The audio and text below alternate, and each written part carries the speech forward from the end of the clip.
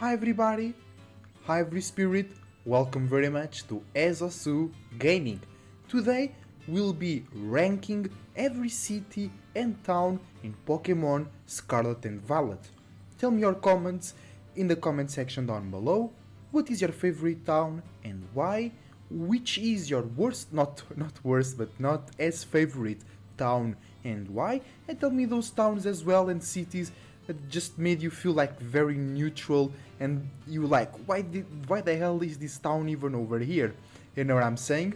Thank you very much for watching, drop a like if you enjoy, and let's start the video. In the number 11, at the bottom of our list, we have Zapapico. So this town is not bad or ugly, it just really doesn't make sense to me. Think about it, we have two Pokemon centers, we even have a Pokemon field to do some Pokemon battles, and you do nothing in this town. Literally, this town only exists to give you the item to evolve your Charcadet into Armarouge or Ceruledge. This town needs more things, literally. I like its localization, I like how it's built in the cliffs, I like the architecture and the decoration of this town. It just doesn't really make sense. Just a whole construction, whole rendering, whole bits and lines of code just to give you an item to evolve your Pokemon. I think it's completely out of place, I think it makes no sense, and it's not bad, it's not ugly, it does not make me mad or anything, it's just like, if you're gonna do this, at least do something better with more content and context. What is the culture, what is the role of this town in the region? We don't know, there is none, right? So let's move on to the spot number 10. In the number 10 spot of our list, we have Los Platos. Once again, there is not really anything wrong about this town, about Los Platos, it's just the first town we really get into, and there is literally nothing to do here. It's a nice, chill little town that takes around 40 seconds to fully explore and come around. But it's cool, when you're starting it gives you a sense of what the open world and how the towns will fit into the open world of this new game, which was one of its biggest features, it was the open world. And in open world games there is always that question, how does the cities interact with the world? Does it have loading screens? You just go into them.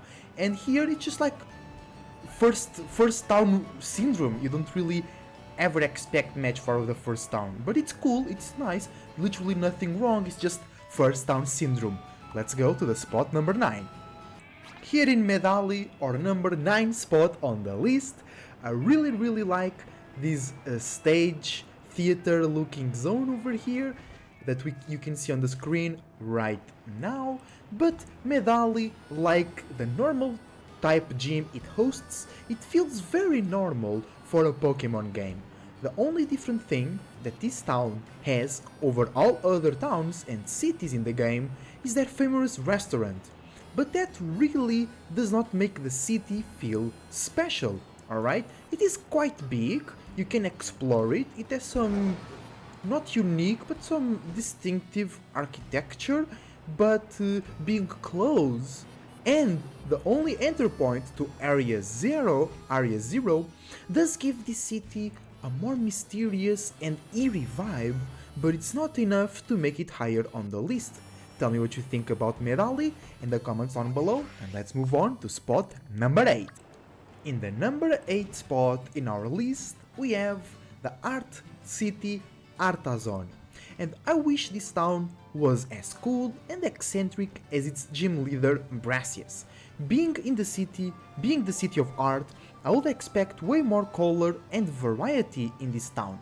But besides the big windmill and all Brassius and the non-Brassius artwork in this town, just feels like a glorified city park where they did copy-paste all the houses. I like the windmill, I like the red color of the houses, and I love the Sandflora worship.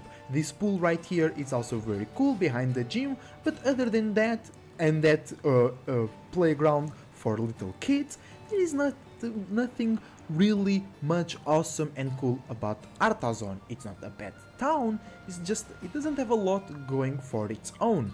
So let me know what you think about Artazon in the comments down below. and let's move to spot number 7. In our number 7 spot, we have Mesagoza. Even though it's the biggest city and main city in the game, it suffers the most from this game curse when it comes to cities and towns. Emptiness, either in a physical sense or in terms of context and lore. Especially because it's so big, it feels even more empty and purposeless.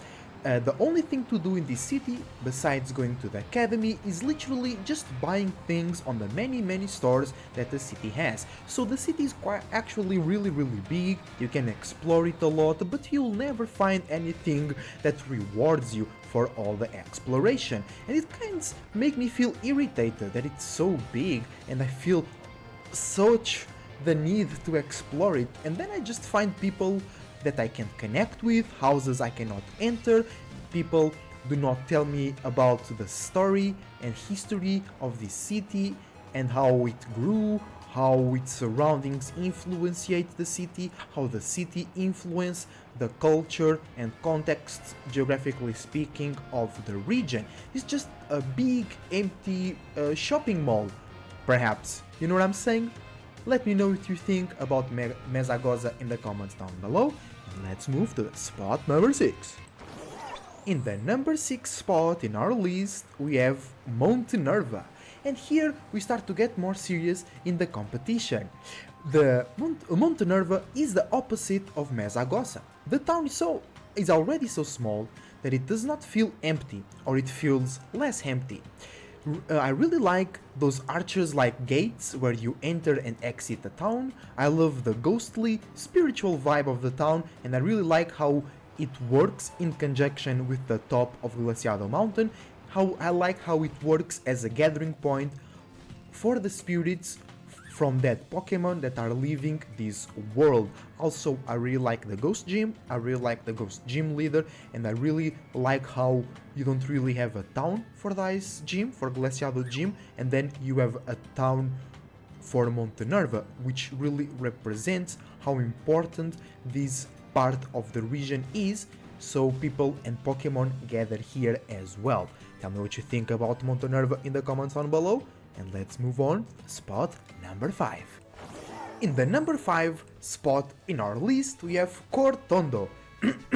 As a person that lives in Portugal and has gone to Spain many times, I know how important and cool the olive oil culture is. So, I heavily relate with this town and its culture, also with the context within the region, serving as a main cultural and industrial spot, aka the olive oil culture, and to represent that we have Small Leaf and its evolution line that are based and inspired in olive oil, olive trees and olives. I think it's too small though, and it's a bit too empty as well, and that's why it only makes the number 5 in our list. Tell me what you think about Cortondo in the comments down below, and let's move to the spot number 4. In the spot number 4 in our list, we have Cascarrafa. And the main thing about Cascarrafa is that simply those waterfall walls are amazing. But imagine that, if only the game engine could really render them properly instead of them looking like a pixelated mess. Even sometimes when you go and really take a closer look to them, they look like a mess. But the main deep blue with some sprinkles of light blue color theme of this city also gets my attention and approval. I like how it is divided in like 3 stories, in 3 parts, because it is made on the cliffs. I like it's being so watery but then close to a desert. It really gives a very fresh sense with all the white, blue and light blue in the town as well. And then you have like 2 rivers that are coming from the waterfall in the superior part of the town. Those 2 rivers just pass through the town, and you have those bridges with light blue. I really like the color, architecture and composition of this town or city. Tell me what you think about Cascarrafa in the comments down below, and let's move to the top 3. In spot number 3, initiating our top 3 we have Porto Marinada. When I started making this video, this town was like in spot number 10, but as I continued to record footage in the town, I started to love it. The light blue path that you can see right now, that walks us from the wild open world to the town, is really beautiful. The format, colors and patterns of the houses are awesome and represent very well some real life towns both in Portugal and Spain, which are the main inspirations for this game, geographically speaking. The artwork created with azulejo, which is a Portuguese and also Spanish crafting technique using ceramic tiles. It's those things right here on the screen that we call azulejo. I really like how they represent sprites of water type Pokemon in this azulejo at the auction market. It gives a very fresh and unique and also connecting to the sea vibe to this town, and I really like it.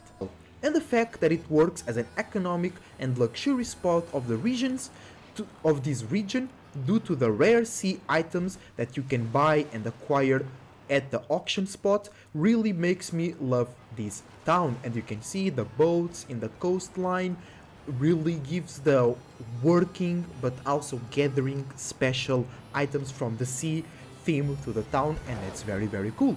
Tell me what you think in the comments down below about Porto Marinada, and I see you on the spot number 2. In the spot number 2 in our list we have Alfornada. Deep, mystical and hard to reach. Alfornada looks great and has a great mystical vibe to it. Also because it's hard to reach, it feels kinda isolated and special. It represents a very important part of Portuguese and Spanish culture, which is the pottery and azulejo, which is artwork made with ceramic tiles. And it really makes me feel like home. The observatory with said azulejo of old Pokemon sprites from like generation 2 really reinforces the connection to the past and to the roots of the Pokemon franchise and of the culture in the Iberic region, because along with the music and the artwork and art style of this town, it remakes us, or it redirects us to a more Islamic and Arabic vibe and feeling. And those were the cultures that were in the Iberic Peninsula, which inspires this game as a geographical location. The Arab and Islamic cultures were here before the creation of countries like Portugal and Spain. You know, the music here is also really cool and gives along a very cool, mystical and vibey feeling to the town. And then you have the psychic gym and psychic gym leader, which really makes us understand that this town represents a deeper connection with our minds and our past as a culture and how we grew as people and civilization as well. Tell me what you think about Alfornada in the comments down below, and let's move to spot number 1. And we finally reach our number 1 spot, the top of the list, and it is Levincia. And bro, the music of this city is so cool.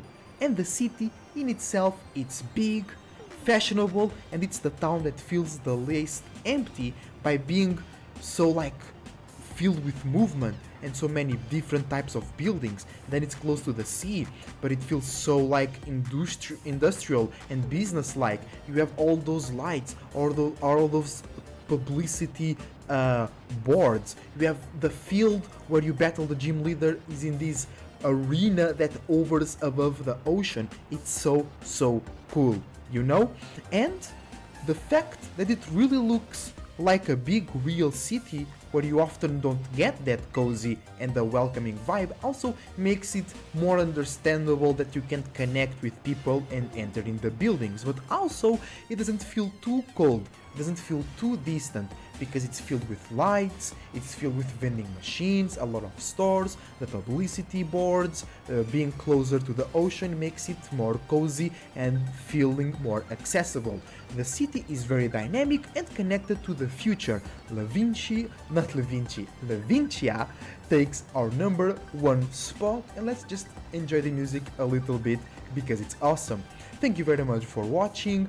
Tell me what you think about Levincia in the comments down below, and tell me what you think about my whole ranking. Tell me your opinion, and I hope you guys enjoying playing these games as much as I do, and I hope you enjoy Levincia as much as I do.